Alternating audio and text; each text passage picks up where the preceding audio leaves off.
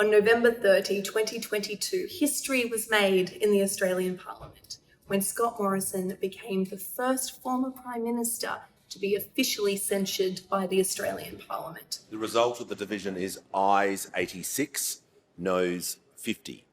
The matter is resolved in the affirmative. Why?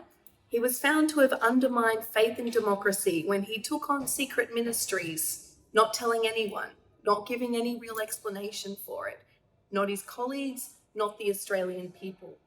What we saw, though, in the Parliament was a censure motion that got split down pretty much partisan lines. The government and the crossbench, who had been elected on transparency, argued that they were supporting the censure motion not because they wanted to, but because it was important that people had faith in their democracy, that a stand was taken, that a line had been drawn in the sand. So not only would this not happen again, but that it was an acknowledgement that it had happened was an aberration. At a time when we look around the world and we see what happens in other countries and in other parliaments where trust in democracy is eroded, people want their politicians to start telling the truth. The coalition, though, took a different approach. He made decisions and he took decisions that he needed to keep Australians alive. And used a variety of analogies to explain that this was just a waste of time. Scott Morrison spoke up in his own defence, arguing that nobody knew what it was like to be a pandemic Prime Minister.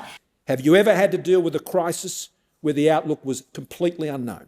And if he had just been asked about these matters at the time, at the numerous press conferences I held, I would have responded truthfully about the arrangements I had put in place. Order. There was no reflection, no real examination, and certainly no apology. And in the end, that is Scott Morrison's legacy. Our political editor, Catherine Murphy, has often said that Scott Morrison has a talent for making big moments seem small. We saw that during the censure motion. We also saw the coalition fall in behind the leader who led them to a historic defeat. So where do we go from here? Scott Morrison continues to sit in the backbench. He'll probably continue just looking at his iPad, pretending he doesn't care about anything that is going on in the chamber or anything that is said about him. The Parliament has censured Scott Morrison. Whether or not Scott Morrison has taken any of that on board is a matter for him.